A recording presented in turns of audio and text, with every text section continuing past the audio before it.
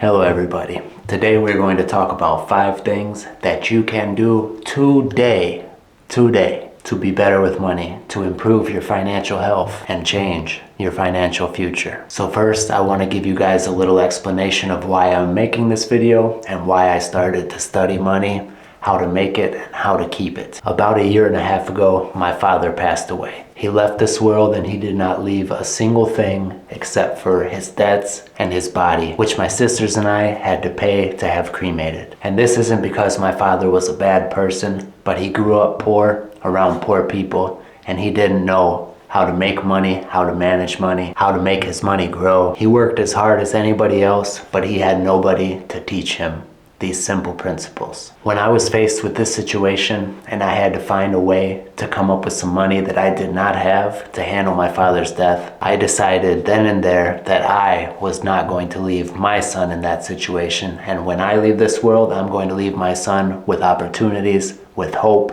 and with the knowledge that we control our financial future, not the government and not other people. Okay, let's go. 5 things that you can start to do today to improve your financial health, your financial life, your financial future. Number 1, make a plan to pay off your debt and stop using credit. Now I know, guys, I know that there is good debt and bad debt. That's for a different video, okay? Because I'm not talking to entrepreneurs.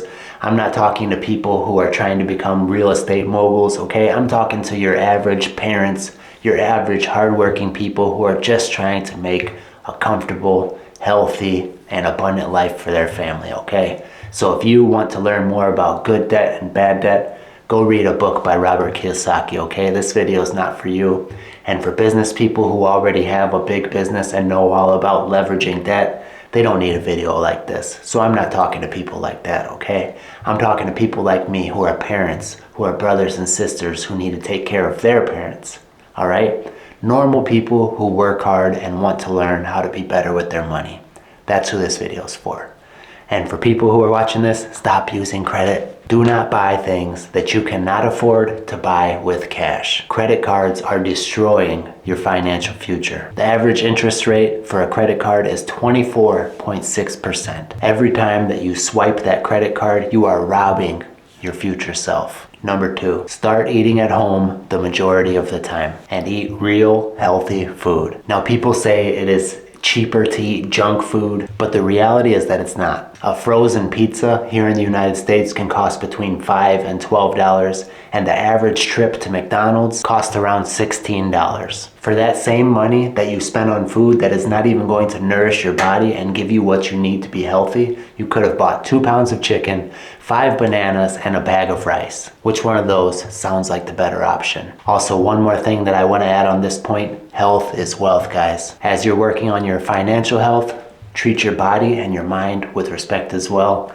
because all these things work together, okay? If you have money and no health, you're not going to be happy. If you have health and no money, you're not going to be happy. It's all about balance. We have to work and take these little steps to improve each one of these areas in our life. Number 3, stop worrying about name brand clothes. So many people waste thousands of their hard-earned dollars every year trying to impress other people with name brand shoes, purses, hats, glasses, etc., etc. Guess what, guys? If you are already wealthy, if you already have financial abundance, you can buy whatever you want without a problem. But if you are not there yet, if you are not at that point in your life, stop pretending that you are. Stop wasting that money, start saving it, start investing it, so that one day you will be able to buy whatever you want. But the truth is, when that day comes and you have that financial abundance, you probably will not care about what kind of shoes you're wearing because you have nobody to impress. Number 4, get on the same page with your partner. I have seen so many of my dearest friends have problems with their financial situations because they're not on the same page with their husband or their wife. I have seen their partners waste their hard-earned money on food, alcohol, cigarettes, clothes, even drugs. And the fact of the matter is that if you and your spouse, you and your partner are not on the same page about your money, you will never be successful. On the other hand, if you and your partner are on the same page, if you are in agreement with how you will use your money, if you are working towards the same goals and following the same rules, success is inevitable. One more thing to think about as far as this point, the person who you choose to spend your life with, the person who you choose to make your partner, is one of the biggest factors regarding the happiness, abundance, and health of your future.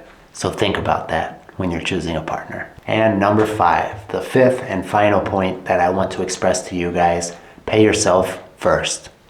What does this mean? Before you pay your bills, before you pay everybody else, pay yourself. Save at least 10% of your paycheck, of each paycheck. And the truth is, you probably will not even miss this 10% because honestly, guys, most of us spend more than 10% of our paychecks on stupid things that we don't need. I've been there, believe me. But if you start to pay yourself first and save 10% of your checks, at least, every time you get paid, you will not believe how much you have saved after 1 year, 5 years, or especially 10 years. This is the main principle of one of the greatest books about money ever written, The Richest Man in Babylon. I suggest you read it. Okay, my friends, these were 5 simple steps that you can take today that will change your life, improve your financial health, and potentially change the future for you and your family. Do you have the discipline to implement these changes?